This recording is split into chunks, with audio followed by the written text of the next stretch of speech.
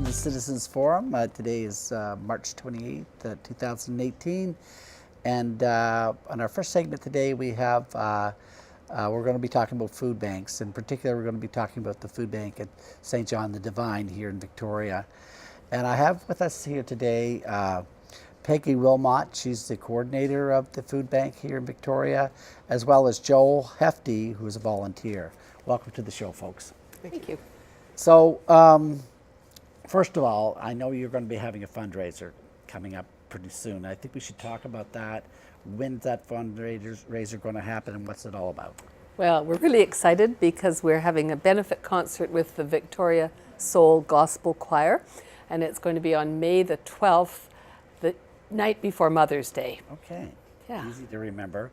And that's a Soul Gospel Choir. Choir, yeah. Are they from Victoria or? They are. They're all the singers are from Victoria, yeah. Okay, that's fantastic. And people can go online and find out more about that event, I presume. They can, yeah. That's great. So basically, tell me about the food bank here in Victoria and basically what do you see been happening in the food bank in the last few years? Oh, well, we've seen an increase in the number of people coming, say in the last 10 years. We were figuring out some stats just the other day, and it's gone up by about 60% since 2007. Okay. So that's very concerning. Yeah. We have people coming to us who are housed, but they can't afford to buy food. They can pay the rent, but they can't afford to buy food. Yeah. So basically, it's not just people that are homeless that are coming to the food bank. We have very few people who are homeless. The people who come to the food bank are people like you and me who've had a bad run of luck, who have recently lost their job, they've been ill, they maybe have just aged out of foster care, they're passing through. There's all sorts of people, and they're not the people that you see on the streets because they couldn't deal with a tin of tuna, which is what we are giving out, that sort of thing. Oh, I see, because they don't even have those resources. We also have students from college who don't have enough money to have enough decent food. Yeah. We have people who are on fixed incomes. It's really quite a cross-section of society. Yeah. So it's a fantastic thing that what you're doing, because it's this situation that we're in where people just are more in crisis, it appears. Do you have to qualify to be able to come to the food bank? How does it work? Not at all. If you're a human being and you're hungry, we will give you food. So you can just show up there and that's all you need to do. Right. Now, like all the food banks in town, we only have enough resources to let people come once a month. Okay. But they come once a month. We have a little low-tech system where we mark their name off on a card and say, this has been your turn for March. Yeah. You're welcome to come back again in April if you still need food, which most of them do. Okay. Now, where do you get your food and how does that happen? We buy it from from lots of different places. We watch the sales like hawks, and whenever there's, case lot sales, we rush out and buy them. Yeah. We go to the Victoria Wholesale Club, but it's not very wholesale. Yeah.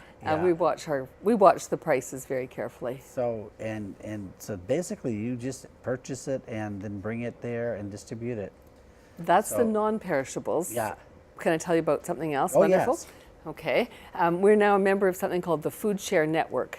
Yeah. And the Food Share Network has a project called the Food Rescue Project, where they go around to the local supermarkets and they I heard about that. pick up fruit, vegetables, other perishable things that are in the, short dated, they call it, and bring them around and give them to us for free. Yeah. And our clients carry these big banana boxes down the stairs into the basement where the food bank is, and then we lay them all out, and people are thrilled.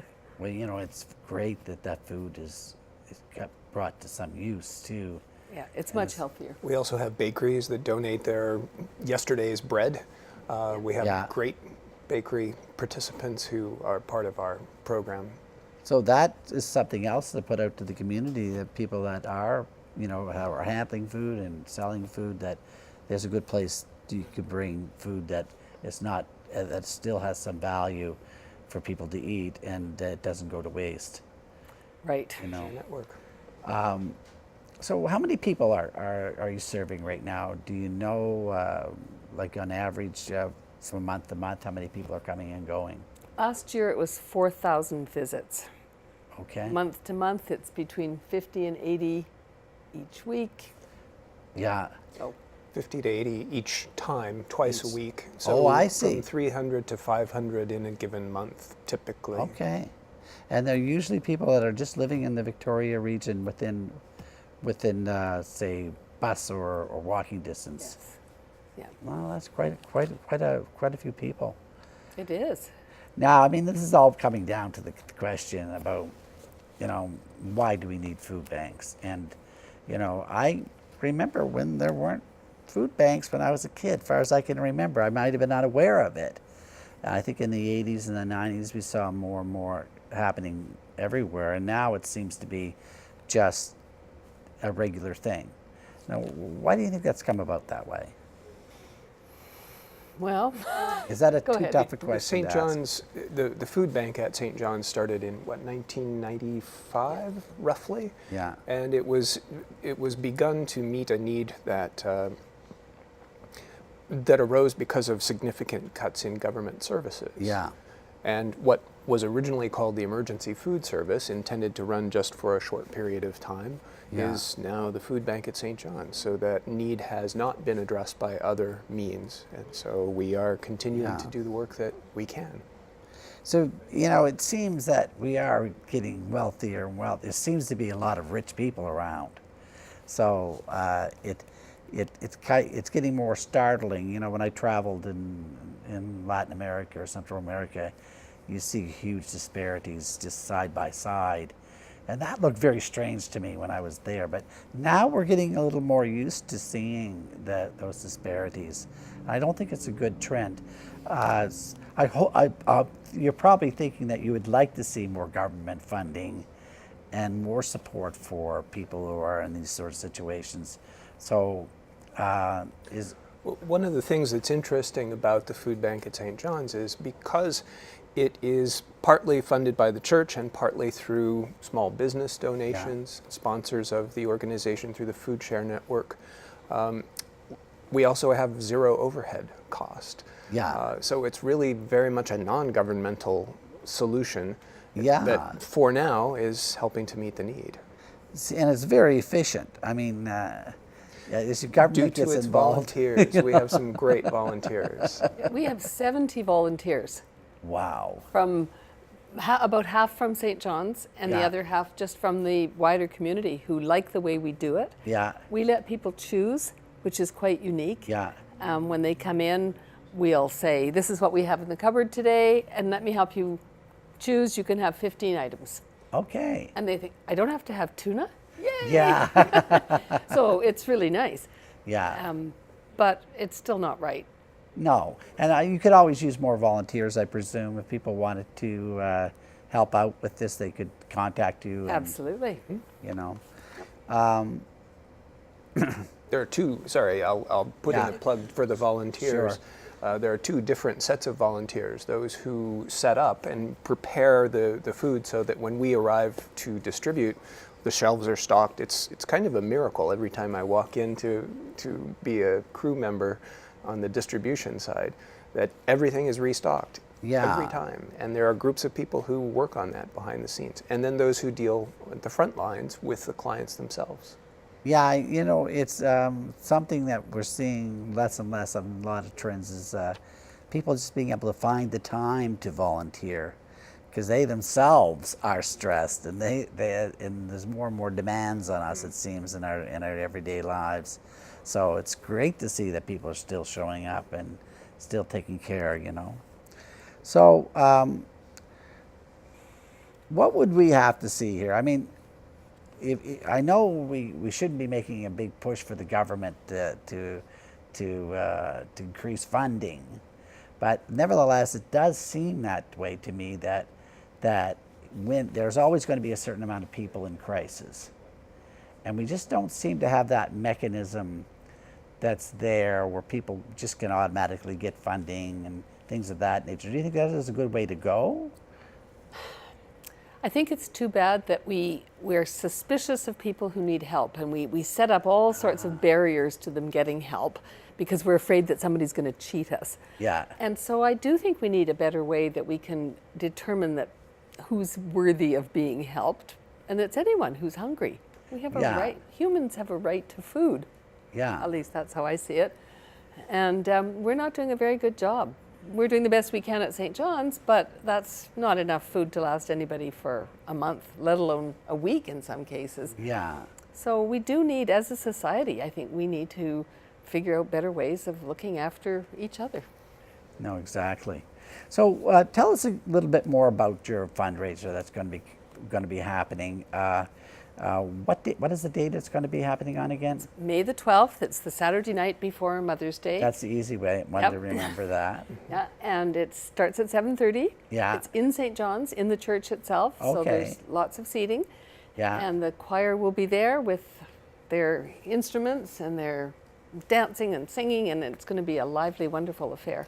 It's a very high energy kind of concert. I think Yeah. that anyone who goes will leave feeling happy and uplifted. Yeah, invigorated by it all. Exactly. You know, they do a variety of music from reggae to R&B and gospel, and there will be very familiar tunes, and I can guarantee anyone who goes will have a nice time. So that's great. I want to really thank you for coming in today and telling us about the food bank and about your upcoming fundraiser. And I hope people will see this, will come down and participate and maybe make a donation while they're there. There's a great idea. Welcome. Absolutely. Thank you. Thanks, Walt. You're welcome. So that completes this segment of Citizens Forum.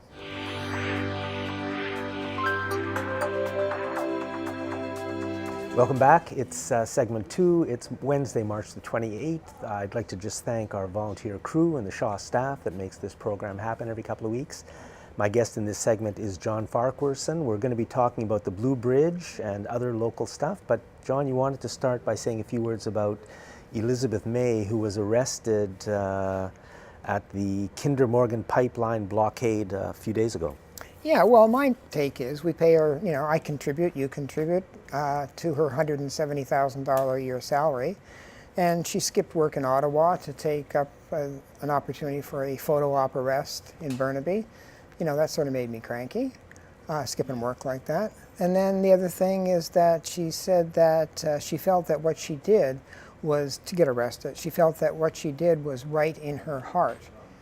And I'm thinking, I don't pay somebody $170,000 in Ottawa to act with what they feel is right in their heart. I pay them to do what they think is right in their head. Because if everybody was running around doing what they felt was right in their heart, we would be in a lot of trouble.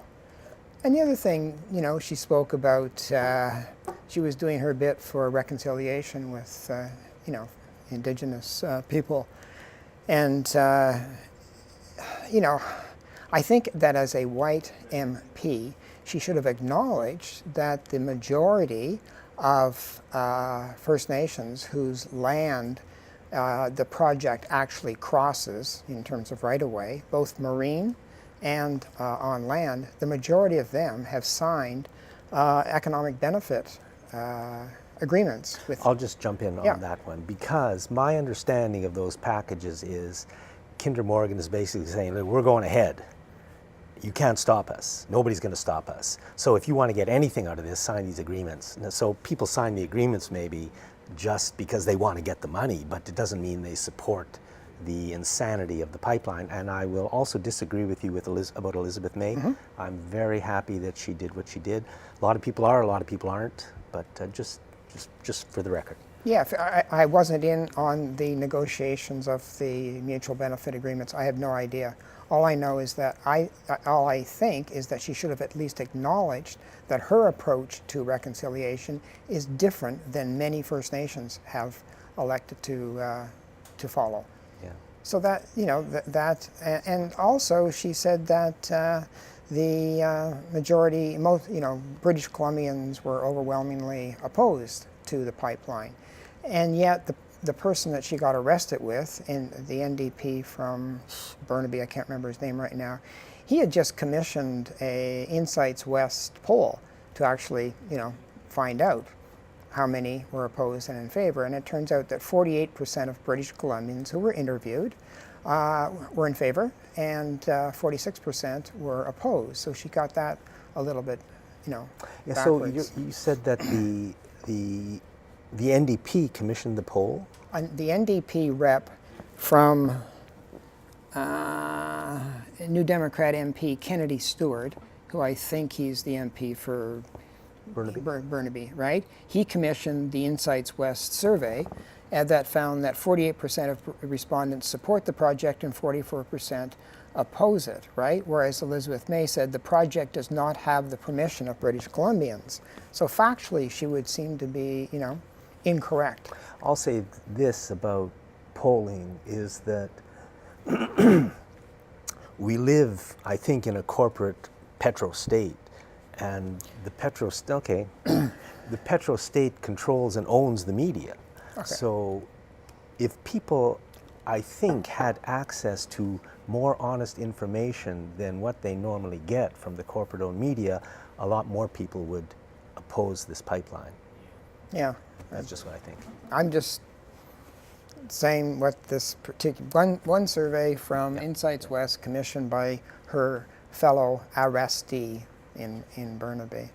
So yeah, those four things really sort of got me a little annoyed with Elizabeth May.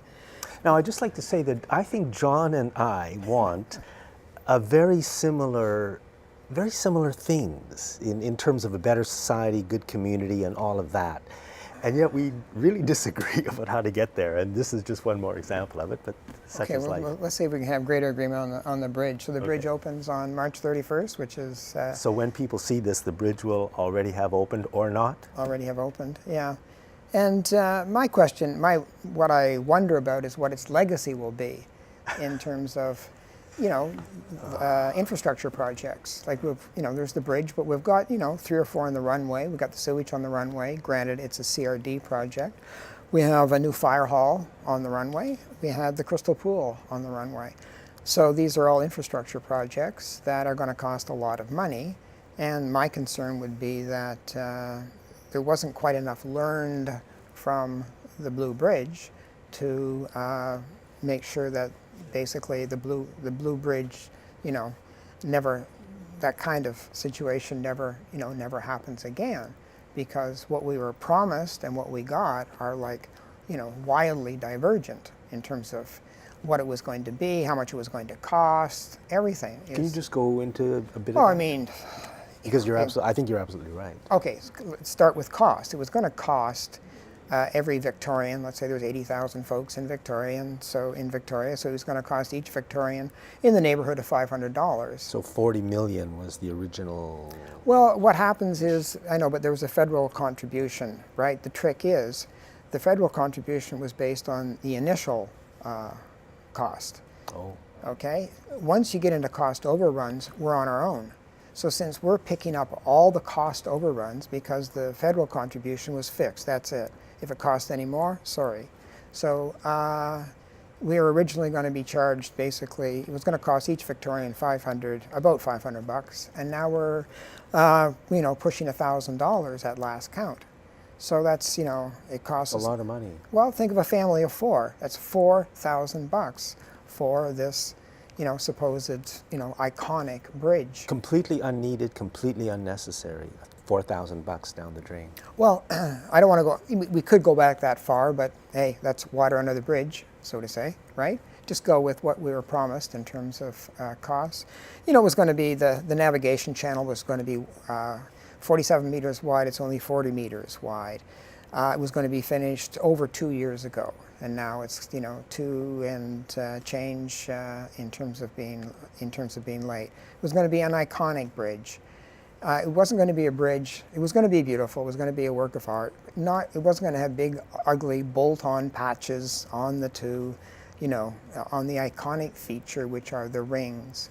So there's a huge discrepancy as to what we were promised and what was delivered. And plus, we lost the rail bridge into downtown. So the downtown and all of us have lost the rail link that joins along the E&N track, Langford and downtown. We could and should have trains running along there for the commuter rail. Why not? But our leadership and our city government is part of that, will not let it happen. So we lost the rail bridge as well. What a disaster for our city.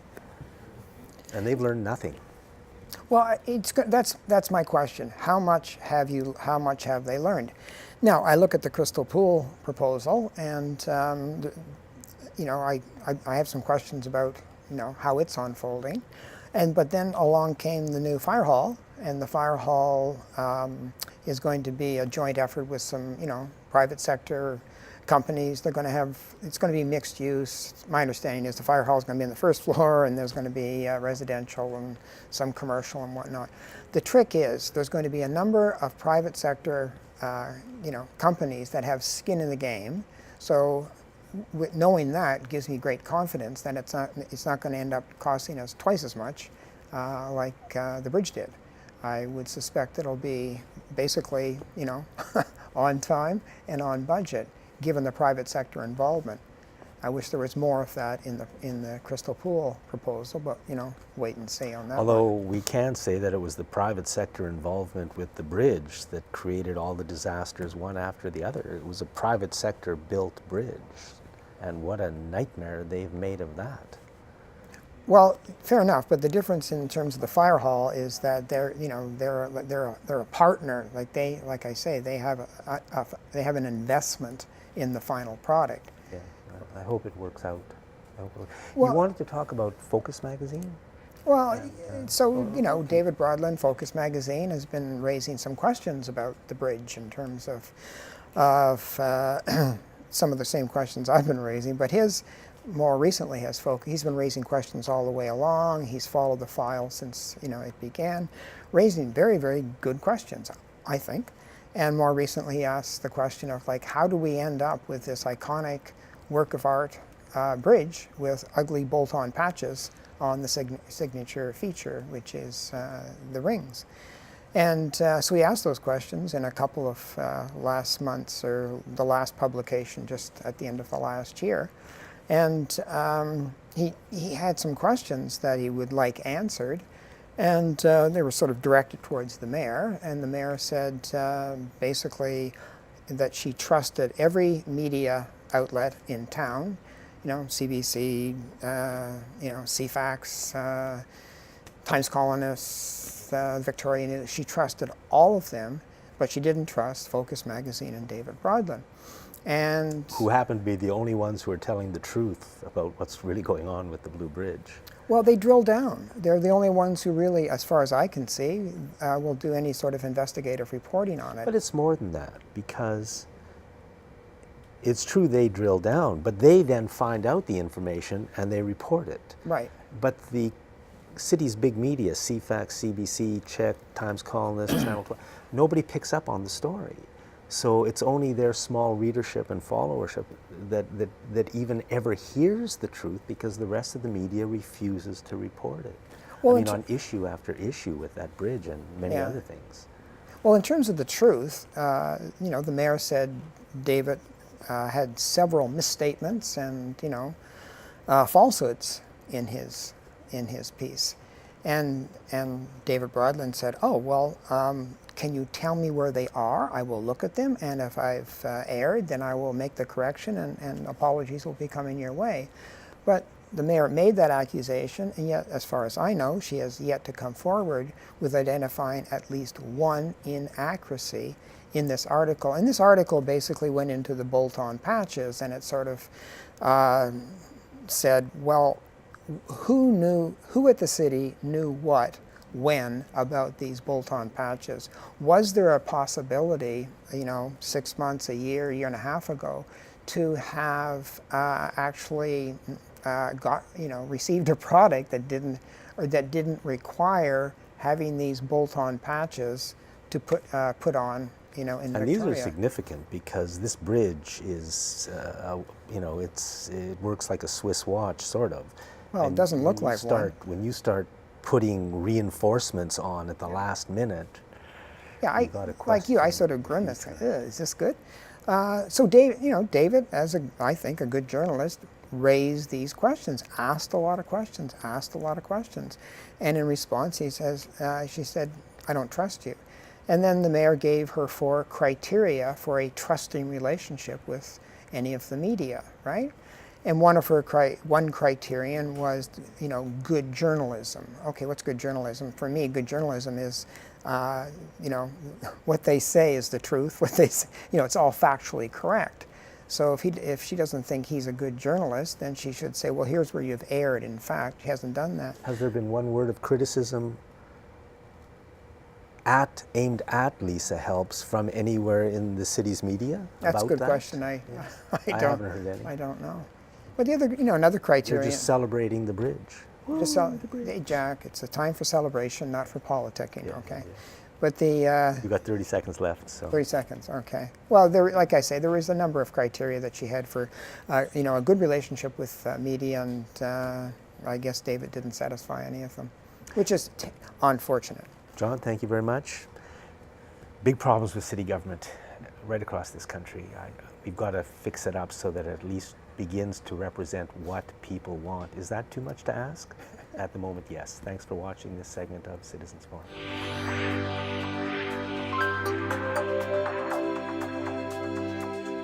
A growing movement for electoral reform in British Columbia has put pressure on politicians to hold a referendum in the upcoming year. This has left many residents with questions. Hello, I'm Eleanor Vannon, and in this segment of Citizens Forum, my co-host Jake Harrigan and I will be interviewing Kaylin Harris.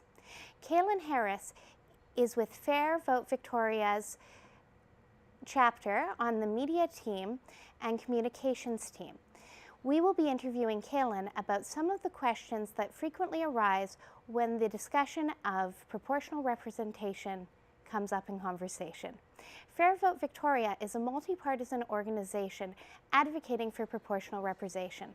And as one of the representatives, he will do an excellent job explaining these questions. All right, thank you, Eleanor, for the introduction. Thank you, Kaylin, for coming on the show. Joining us. Happy to be here. It's such an honor, and of course, this is a tremendously important topic, so I'm happy to be here. All right, perfect. So when we get started talking about proportional representation, a lot of people wondering why.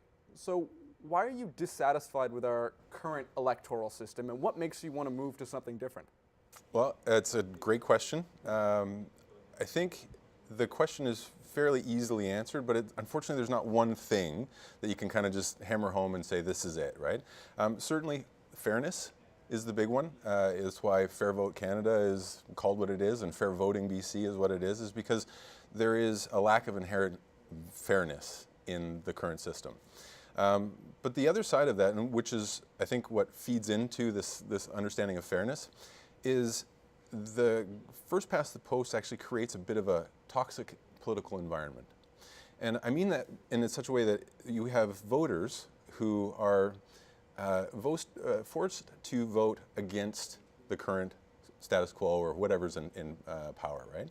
And so what that does is it reduces their choices down to a binary often, just a either or choice, right? One or two. Exactly. And what that does is that then it takes away the third and fourth and fifth options that may equally represent their choices, but it's not likely that they'll win, and so they just avoid the option altogether. So then the other side of that is that parties tend to build coalitions where there ought not to be. So you have parties like the NDP who have traditionally been very union-oriented, pulling in environmentalists and social justice types, which is wonderful. You want a big tent party. But what they end up doing is making internal compromises that otherwise wouldn't be happening or should be happening in the broader public. All of those compromises are being made behind closed doors. It's the same with the Liberals and to the same extent with other parties as well, but lesser so. And then on the other side of it, and this is something that I find very near and dear to my heart, is the fact that it ends up drawing people, this system that it's a winner-take-all horse race kind of system where you get all the power for winning just a little bit more than anybody else in the field. What that means is that you have people who are interested in power getting into the game rather than people who are interested in building compromise and building solutions for as many people as possible.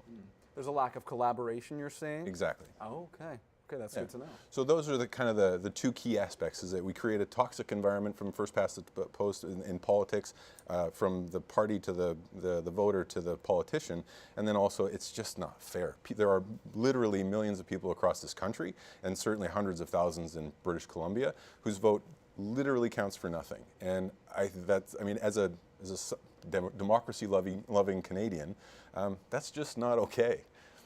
No, it doesn't sound super democratic to me. No. All right. And now, does it foster cooperation? Is that part of the increased fairness? Well, I think that's the idea, is that because you end up having elected representatives that don't result in a majority, you're forced to think outside of your party and work across party lines in order to get that majority that's necessary in order to pass things in the legislature.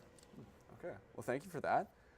Another topic that comes up a lot of the time when you're talking about proportional representation and changing our voting system to something different is that Canadians, they care about having something local, a local representative that they can go to and they can talk to when they've got an issue, be it in their local area or a little bit larger. So is PR compatible with that view, with still wanting to have someone local that you can go to? Absolutely. I mean, 100%. There are one or two systems that would limit that possibility, but none of those are on the table as far as I know. The government is currently bandying about a few options. As far as I know, all of the organizations that are currently involved in promoting proportional representation are very much focused on maintaining that local representation aspect. And in fact, a lot of the systems that are being looked at not only maintain local representation, they actually duplicate it, because in order to make the system proportional, you end up allocating a regional representation. So you have your own local representative, but then you might have a regional representative from a different party that balances things out. So not only do you have two MLAs, you have one from maybe two different parties and in two different roles that might be able to advocate two different policy positions depending on what the issue is. And I think that actually adequately represents the political realities that most British Columbians face. So you're saying it almost does a better job at getting you local representation than our current system does now? Certainly, potentially. This is kind of the beauty of the process that we're going through right now, and why I'm honestly quite happy that the NDP is taking some time and polling the public and doing consultations, because it is very likely that we will end up with a system that is far superior to the one we have now. All right. Well, thank you. Now, one of the arguments people use in opposing proportional representation is that it's a complex system, that first past the post is far easier to understand. We see in many OECD countries, they've adopted proportional representation. Is there some reason they're able to understand it? Is Canada different in terms of population? No, and I think British Columbia consistently ranks among the highest performers in education around the world. Like, we've literally got one of the best education systems in the planet. I feel fairly confident that whatever other people have figured out in the rest of the world, we can figure that out here too.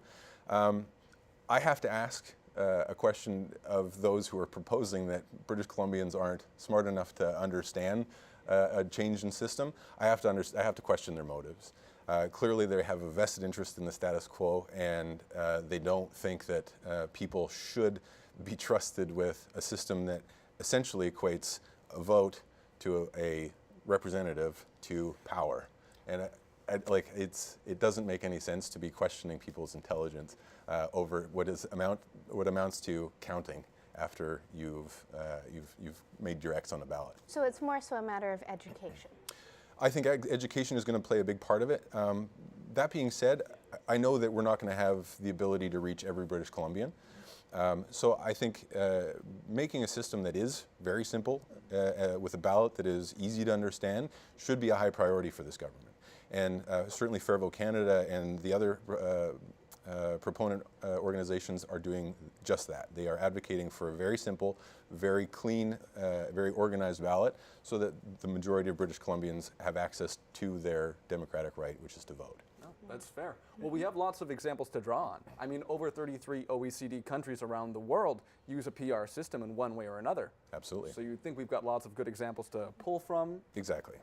And what actually ends up happening there is that you have higher voter turnout in those types of countries. I think Belgium and Denmark all sit at somewhere in the 80 percentile. High 80s, exactly. almost 90%. There you go. And part of that is, I think, fairly obvious, is that once a voter feels enfranchised that their vote actually matters, they're most likely or more likely to go and cast a ballot. Because right now, like I said, voters are given an either-or choice, and that's not really satisfactory, I think, for a lot of voters. And certainly, even in the last election, where we did have a little bit of an uptick of voter turnout at 60%, instead of the 55% from the 2014 election, that 61% is still not a particularly impressive number. And so clearly there are 40% of British Columbians that don't think much of the whole voting process. And I think proportional representation might actually give them the impetus to go to the ballot and tell us what they want and tell us what they think. Now, one last quick question while we have you. In the most recent election in British Columbia, we ended up with an NDP minority government that was supported by the Greens through a power sharing agreement. A lot of people use the metaphor that this is the tail wagging the dog, that it gives the Greens a disproportional amount of power. What would you say to that? That in a system where you have coalition governments frequently, you would have small parties being able to wield power? Well, I think that may have some resonance in places where, again, you don't have politicians that are working for the common good. I think this current system where it's the confidence and supply agreement that was agreed, that they agreed upon, where the Greens would support a minority NDP government. I think with the approval of Site C, the approval of the LNG projects, that clearly the Green agenda has not made its way to the point where it's wagging the NDP's tail, or body. So I think we have to understand that politics is going to be a matter of give and take, compromising, and proportionality, and will create an environment where it's not just either or, where you have an extremist little party that is the only option. I think the likelihood of bringing more independents into the equation, more other smaller parties, the Conservative Party of BC, which was actually a thing at some point, they might find a renewed support. So there will be other options for building coalitions in the future, and there's nothing wrong with a minority government where the government of the day has to test their policies against the rest of the legislature. Absolutely. And if we look at some of the most popular policies in Canadian history, universal health care, passed under a minority government, obviously things can come about from them. Exactly. I mean, I think when you look at what the NDP is doing on the social front, they are doing some really intelligent things. They are having maybe difficulty rolling them out, but I think their heart is in the right place, and I think they're doing the right thing, because the Greens are there to say, just run it past us before you go ahead and do whatever it is that you want. Because of course we've seen what that looks like in the last government, and I think there are a lot of British Columbians, certainly 50% of the ones that voted in the last election, said that's not really the way that we want to go. So. Well, thank you for having this chat with us, Kellen. It was very enjoyable and informative. Well, it was my pleasure. And for Jake Harrigan and for myself, Eleanor Vannon, we'd like to thank Citizens Forum for giving us the opportunity, and we hope to talk to all of you again. Thank you.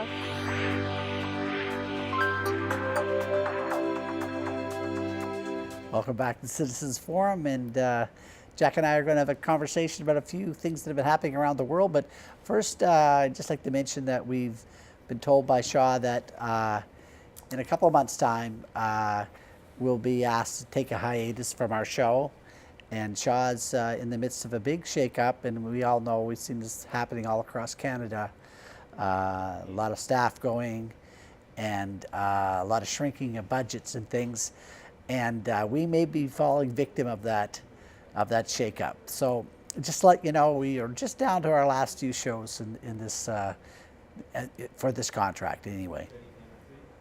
Yeah, I'm not sure what hiatus means, but we will find out, and next show will report exactly what the plan is. I just want to mention the tremendous importance of community television. Right now, community television is being destroyed. The Harper government began the process. The Trudeau government has sort of completed it. It's community television is already gone in some of our bigger cities, Vancouver, Calgary, Edmonton, and many cities back east. The budget that used to fund community television, which is the only place or one of the very few places on television where you can get a non-corporate voice heard, the only place where something other than the corporate truth is allowed, is now being taken from us by Trudeau and the corporations. And the budget for community television is basically being given over to the corporations. That's what I understand is happening.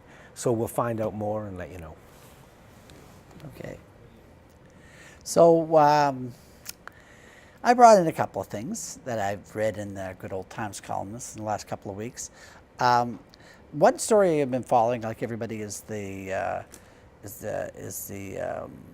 information scandal that has been going on and coming in from England. It's a Cambridge Analytica. Yeah. Is the name of that company, and there's also a company here in Victoria that's embroiled, and it's called Aggregate IQ. Trying to understand the gist of what's going on, but basically, Facebook gave or sold information to them to be used for profiling of people and also to shape voter behavior and everything like that. And basically trying to understand, well, why is that a big deal? Like, where's our privacy going? It seems to be going every day. We're losing something. But what these folks have been doing is they've kind of up the game a bit on gathering data on people, and Facebook is perfect for this because everybody has their likes and dislikes and all the chatter that goes on. They're able to form even more honed personality traits and things of that nature.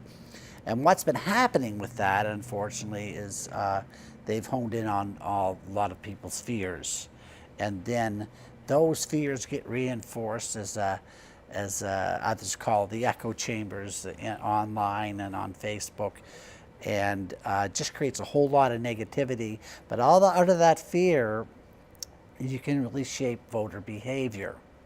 And a good example of that was the Brexit vote in England a year and a half, 2 years ago now. But the thing was so strange about that incident, and I always felt there was something odd about it. The vote was 52% to leave the European Union. And so it was a very narrow vote. But before that, there was a whole lot of negative stuff that was going on in England, especially with immigration. And people were very, very fearful that if they had to abide by the European Union regulations, that they were going to be overwhelmed by immigration in England. And these are not normally people that were xenophobic or anything. They were just seeing their communities really being altered. And Well, that's what actually was happening. that's right. They were So the fear of that was what Brexit was being used by these PR corporations to manipulate that fear, and it came out in a very important vote.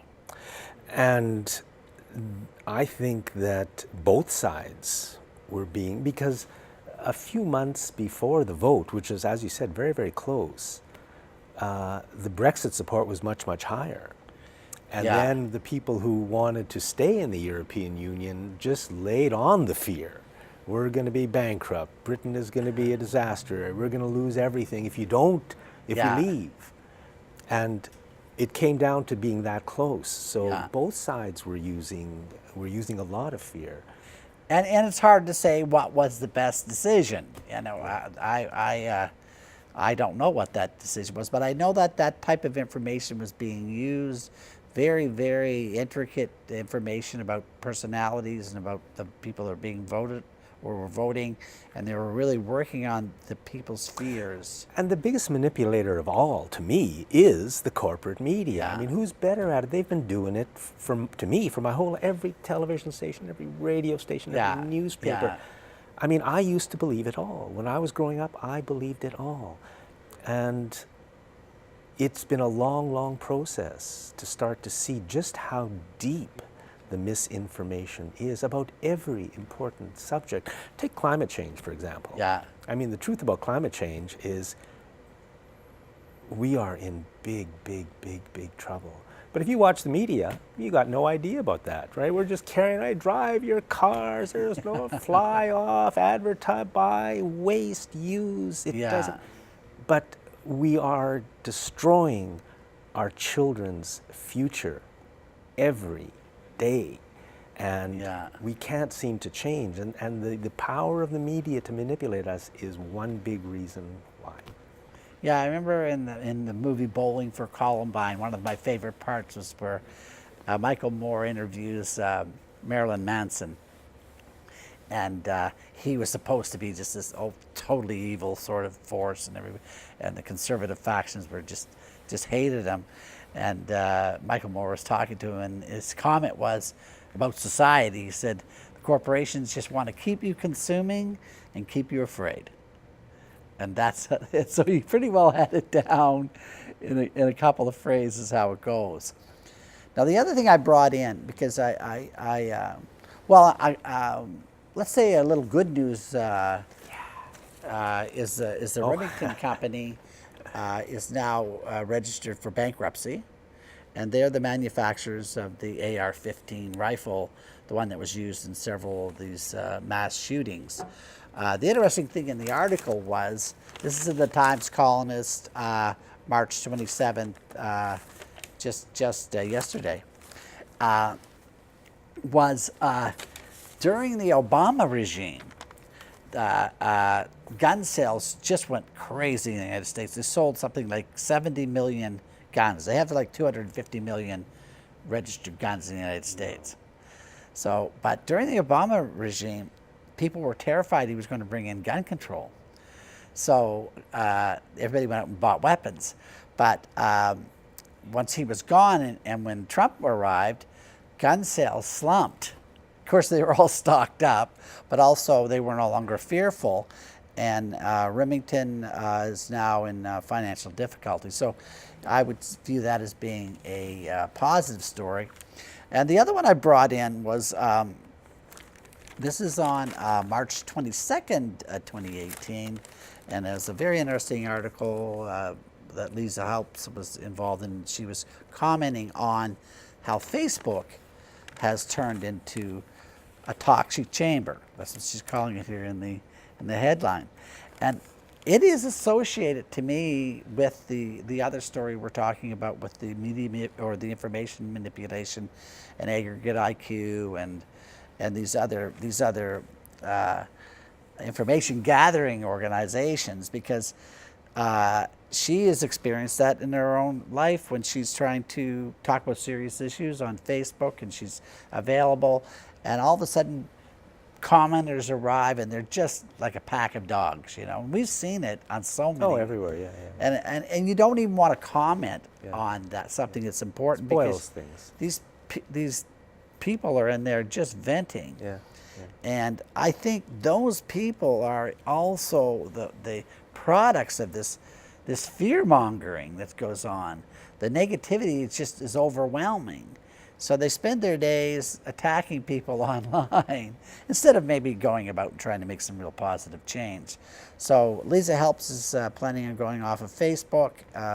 I think it's a good move. I think people should really think about what she's doing. I'm just going to read one little piece of the article because this is something I've always been very interested in, is that we're talking about the use of electronic devices. And there's a study, and I have looked at it, and I don't have the title of it here, but she mentions it, that by using a lot of electromagnetic emitting devices, the prefrontal cortex of our brains is actually shrinking, physically shrinking. And Lisa says, we need that part for rationality. That's what we need for empathy. It's the part we need to connect with other social beings, that we're human beings. We're losing that ability. Physically, our brains are changing from using all these electronic devices. So really, that's what we should be so concerned about. There should be more research on this. But there's good There doesn't evidence. have to be more research. It's already well known. Well, You know, it's- behaviorally, we're seeing it, but if you see real physical brain changes, I think we might get a change in how we use these devices. People will finally realize, hey, we shouldn't be using these things like we are. Yeah, I hope so.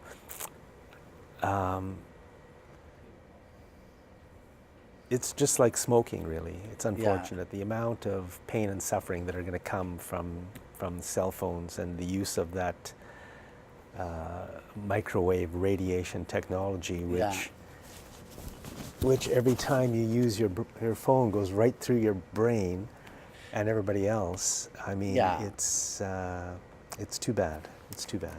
Especially for young people. You know, the statistics are coming in. There's been a recent study in Europe that has shown an increase in a very, very serious type of cancer, brain cancer, one of the most malignant forms of brain cancer, and it's about a doubling in the last 10 years. So there is evidence now showing up for that shows a strong association between using cell phones and brain tumors.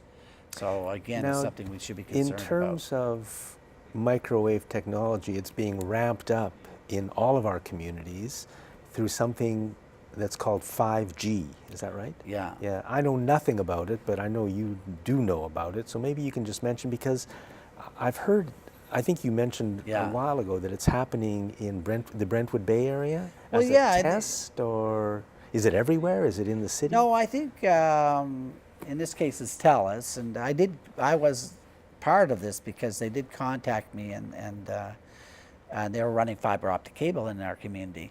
But what most people didn't realize was that the fiber optic cable is the backbone of a wireless network. And they're installing around 110 transmitters in Brentwood Bay. So 110 transmitters in Brentwood Bay? Yeah. Just the community of Brentwood Bay? So yeah, they're going to blanket the community with a radio frequency radiation. And is this strong radio frequency radiation? yeah, it's significant. It's well above what was been shown to cause ill health. Is it in operation now?